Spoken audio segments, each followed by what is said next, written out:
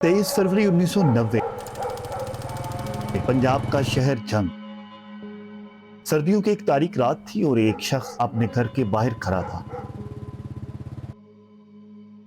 अचानक अंधेरे में साए नमूदार हुए और गोलियां चलनी शुरू हो गईं। गोलियों की तड़तड़ाहट के बाद वो शख्स वहीं दम तोड़ गया। नाम था मौलाना हक नवाज झंगवी, जो सिपाही सहाबा के बानी थे। ये कोई मामूली कत्ल नहीं था, ये पाकिस्तान की तारीख का वो खूनी मोड़ था जिसने आने वाली दिहाइयों में पाकिस्तान को खून की लाशों का ऐसा तोहफा दिया जिसके असरात आज तक हम भुगत रहे हैं। मगर सच ये है कि जिन गोलियों से पाकिस्तान की सड़कों पर खून बहाया जा रहा था, लेकिन इनकी कीमत पाकिस्तान से हजारों मील दूर मुख्तलिफ हुकूमतें वसूल कर रही थी। पहले चलते 1960 की दिहाई में एक ऐसा पाकिस्तान था जहां फिरका वाराना तशद्दुद का तस्वुर तक नहीं था। पूरे मुल्क में सिर्फ 244 मदारिस थे और वो भी बुनियादी मजहबी तालीम के लिए। कराची के निश्तर पार्क में अलामा रशीद तुराबी की मजलिस हुआ करती थी। मेंबर पर शिया आलम और सफ़े अव्वल में सुन्नी, देवबंदी, अहले हदीस और गैर मुस्लिम सब बराबर बैठते थे। अकीदा अलग था मगर एहतराम एक था। पड़ोसी का कातिल नहीं था। फिर ऐसा क्या हुआ कि पाकिस्तान में फिरका वाराना तशद्दुद ने वो आग लगाई जिसके असरात हम आज तक भुगत रहे हैं। शिया कायनात का फरीस्तरीन काफिर है, शिया हिंदू से बड़ा काफिर, शिया सिख से बड़ा काफिर।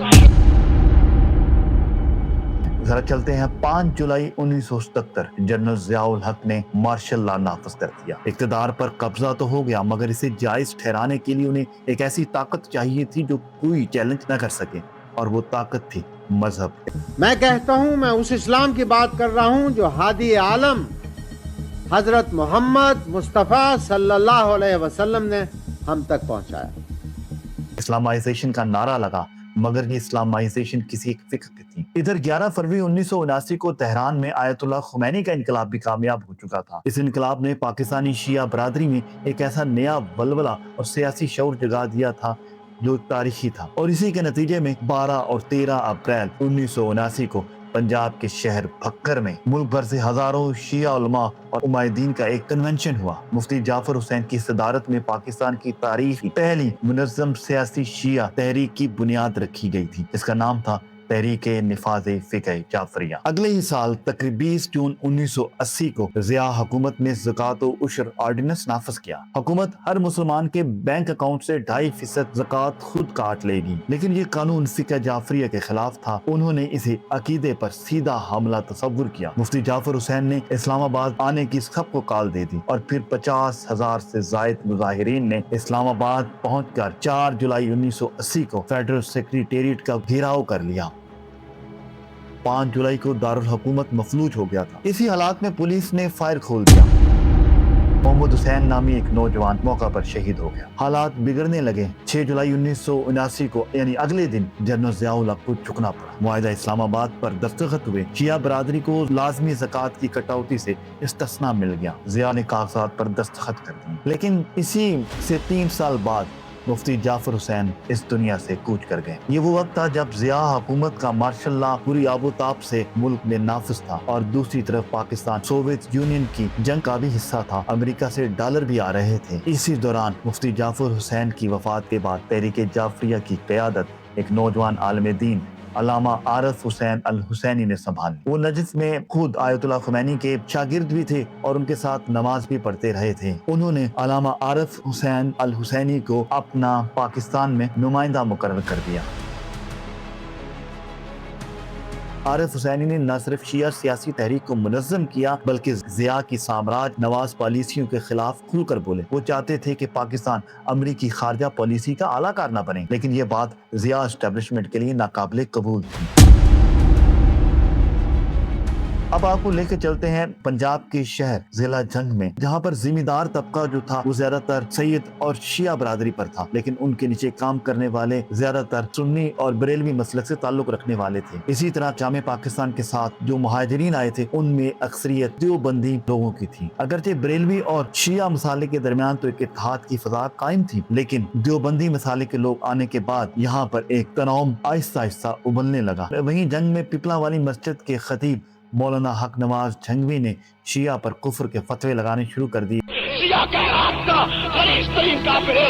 شیعہ ہندو سے بڑا کافر, شیعہ سکھ سے بڑا کافر, شیعہ عیسائی سے بڑا کافر, شیعہ پارسی سے بڑا کافر. اور ان کی ان تقاریر کی وجہ سے ان کی مقبولیت میں بھی اضافہ ہونے لگا. 6 ستمبر 1985 کو انہوں نے انجمن سپاہی صحابہ قائم کر دی. ضیاء الرحمن فاروقی, اعظم طارق اور احسار القاسمی ان کے ساتھی تھے. ویسٹ پوائنٹ کے کمبیٹنگ ٹیررزم سینٹر کی رپورٹ کے مطابق مولانا جنگوی نے اسلام آباد میں عراقی اور سعودی سفارت خانوں کے دروازے بھی کھٹکھٹائے. عراق سے تو انہیں کسی قسم کی مدد نہ ملی, لیکن سعودی عرب کی جانب سے انہیں امداد کا پروانہ مل گیا. اس وقت تک یہ تحریک صرف جنگ کے اندر محدود تھی, لیکن جب بیرونی امداد آنی شروع ہوئی تو اس تحریک کا نیٹ ورک پورے پاکستان میں پھیلتا گیا. یاد رہے کہ مولانا جنگوی دراصل جمعیت علماء اسلام کے رکن تھے, لیکن بعد میں انہوں نے اس کی رکنیت سے الگ ہو کر اپنی الگ انجمن سپاہی صحابہ قائم کی. بنیادی طور پر وہ دیوبندی مکتب فکر سے تعلق رکھتے تھے. اسٹینفورڈ یونیورسٹی کے میپنگ ملیٹنٹ آرگنائزیشن پروجیکٹ کی باضابطہ دستاویزات میں صاف موجود ہے کہ کس طرح سعودی عرب اور خلیجی ممالک نے ان تنظیموں کی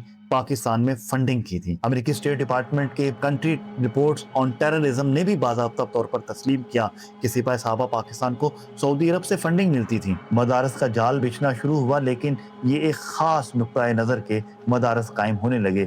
نفرت کا لٹریچر بھی چھپنے لگا. 23 مارچ 1987 کو لاہور میں اہل حدیث عالم دین علامہ احسان الہی ظہیر, جو کہ خود اہل تشیع کے خلاف تھے اور ان کے خلاف بارہا بول چکے تھے, کتابیں لکھ چکے تھے, ان کے ایک جلسے میں ان کے سامنے رکھے ہوئے گلدستے میں ایک ریموٹ کنٹرول بم پڑا تھا, جو اچانک پھٹا, جس کی وجہ سے وہ شدید زخمی ہو گئے. پیر پہ کرتا ہے بھروسہ اور مومن ہے تو بے تیز بھی نہیں. سعودی شاہی طیارے میں انہیں ریاض لایا گیا, لیکن 27 مارچ 1987 کو ان کا انتقال ہو گیا. لیکن ان کے قتل کا الزام ایران نواز گروپوں پر گیا. مئی 1988 میں گلگت بلتستان میں عید کے چاند کے تنازع کو بہانہ بنا کر باہر سے آئے عسکریت پسندوں نے شیعہ شہریوں پر حملہ کر دیا. انٹرنیشنل کرائسس گروپ کی رپورٹ کے مطابق یہ ایک منظم آپریشن تھا جس نے پورا علاقہ لہو لہان کر دیا.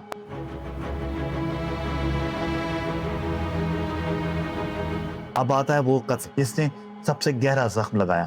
5 اگست 1988 پشاور کے مدرسہ معارف الاسلام میں فجر کی نماز کے بعد علامہ عارف الحسینی سیڑھیاں اتر رہے تھے. 2 افراد نے گھات لگائی. ایک گولی سیدھی ان کے دل میں اتری اور وہ ہسپتال جاتے ہوئے راستے میں جہاں بھگ ہو گئے. قانونی تحقیقات میں سابق صدارتی ADC captain retired Majid Raza Gilani پر الزام عائد ہوا, جو جنرل ضیاء الحق کا قریبی افسر تھا. عدالتی کارروائی برسوں جاری رہی, مگر حتمی فیصلہ کبھی سامنے نہ آ سکا. صوبہ سرحد کے گورنر فضل حق پر بھی ان کے قتل کا الزام لگا, لیکن 1991 میں وہ نامعلوم افراد کی گولیوں کا نشانہ بن کر خود مارے گئے. آیت اللہ خمینی نے عارف الحسینی کو اپنا فرزند قرار دیا. ایران نے ان کی قبر پر مزار تعمیر کروایا, اور پھر 12 دن بعد 17 اگست 1988 کو جنرل ضیاء الحق کا طیارہ بہاولپور کے قریب گر کر تباہ ہو گیا. پاکستان کی تاریخ کا سب سے بڑا راز خاموش ہو گیا. ضیاء الحق تو چلا گیا, لیکن اس کے اثرات نے پاکستان پر ایسے نقوش چھوڑے جو آج تک موجود ہیں. 23 فروری 1990 کو سپاہی صحابہ کے بانی حق نواز جنگوی کو اپنے گھر کے باہر گولی مار کر قتل کر دیا گیا. الزام شیعہ عسکریت پسندیوں پر لگا. 19 دسمبر 1990 کو جنگوی کے قتل کے صرف 10 ماہ بعد سپاہی صحابہ کے عسکریت پسند ریاض بصرہ نے لاہور کے انٹرکانٹیننٹل ہوٹل کے باہر ایرانی سفارتکار صادق گنجی کو ہلاک کر دیا. یہ پاکستان کی تاریخ میں پہلا سفارتکار پر حملہ تھا. 1993 میں تحریک جعفریہ کے سابق سیکیورٹی چیف غلام رضا نقوی نے سپاہی محمد پاکستان قائم کی. کہا جاتا ہے کہ اس کے پیچھے ایران کی پشت پناہی تھی. لاہور کے داخلی راستے ٹھوکر نیاز بیگ میں مسلح بنکر قائم ہو گئے. ریاست کے اندر ایک الگ ریاست تھی. 1996 میں سپاہی صحابہ سے الگ ہو کر ریاض بصرہ ملک اسحاق اور اکرم لاہوری نے لشکر جنگوی قائم کی, جو کہ تاریخ کی شفاف ترین عسکری تنظیم ثابت ہوئی. جیمز ٹاؤن فاؤنڈیشن کی رپورٹ کے مطابق 1997 میں صرف ایک سال میں 195 افراد فرقہ وارانہ قتل و غارت کا نشانہ بنے اور اپنی جان سے ہاتھ دھو بیٹھے. پاکستانی تاریخ کا اس وقت تک کا یہ خونی ترین سال تھا. 11 जनवरी 1998 को सुबह 8:45 बजे लाहौर का मोमनपुरा कब्रिस्तान, लोग अपने प्यारों की कब्रों पर कुरान खानी के लिए जमा थे। तकरीबन 250 अफराद मर्द और खवातीन मौजूद थे। अचानक 3 हमला आवर दाखिल हुए, 5 मिनट में 400 गोलियां फायर कर दी। 22 से 25 अफराद मौका पर जाँ बहक हो गए, 50 से ज्यादा अफराद जख्मी हुए। रियाज बसरा ने फौरी तौर पर जिम्मेदारी कबूल कर ली और कहा कि ये उनके साथी अल्लाह वसाया की पुलिस में हिरासत में मौत का बदला है। पुलिस की गाड़ी हमले से तकरीबन 30 गज फासले पर खड़ी थी, मगर पुलिस वाले भाग गए। दिसंबर 2009 में अमेरिकी वज़ीर खारजा हिलरी क्लिंटन ने खुफिया डिप्लोमेटिक केबल पर दस्तखत की। ये केबल बाद में विकीलीक्स ने भी पब्लिक किया। इस केबल में लिखा था कि donors in Saudi Arabia constitute the most significant source of funding to Sunni terrorist groups worldwide. इसी तरह एक अलग केबल जो कि एक्सप्रेस ट्रिब्यून और डॉन के हवाले से भी रिपोर्ट हुआ, जिसके मुताबिक सऊदी अरब और यूएई ने सालाना $100 मिलियन जनूबी पंजाब के मदारस के नेटवर्क को फंड के तौर पर दिए, जहां बच्चों को मजहबी तालीम के नाम पर फिरका वाराना तशद्दुद सिखाया जा रहा था। टाइम मैगजीन ने विकीलीक्स के हवाले से सऊदी सफीर आदिल जुबैर का भी ये कौल नकल किया है, we in Saudi Arabia are not observers in Pakistan, we are participant. ये जुमला खुद बहुत कुछ बताता है। रियाज बसरा 2002 में मुल्तान के करीब पुलिस मुकाबले में मारा गया। मलिक इसहाक अदालत में तकरीबन 100 कत्ल के मुकदमात, सुप्रीम कोर्ट ने 34 मुकदमात खत्म किए। 22 जुलाई 2015 को पुलिस मुकाबले में वो भी मारा गया। 14 अगस्त 2001 को सदर मुशर्रफ ने सिपाही साहब पर पाबंदी लगाई, मगर ये अहले सुन्नत वल जमात के नाम से आज भी फाल है। 1960 में पाकिस्तान में सिर्फ 244 मदारस थे, आज तादाद तकरीबन 50,000 से जायद है। क्या पाकिस्तानी शिया और सुन्नी एक दूसरे के दुश्मन थे?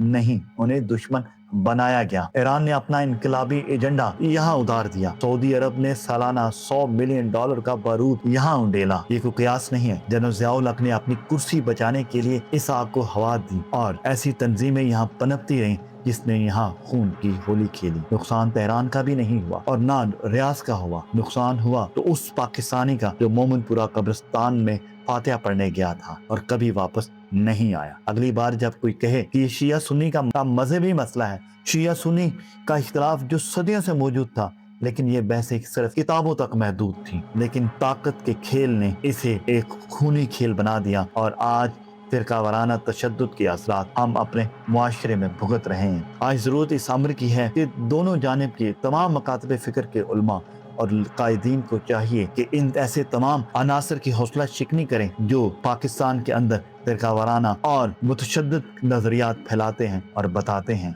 आज की वीडियो के हवाले से अपनी आरा कमेंट सेक्शन में बताइएगा। तब तक इजाजत दीजिए। अल्लाह हाफिज।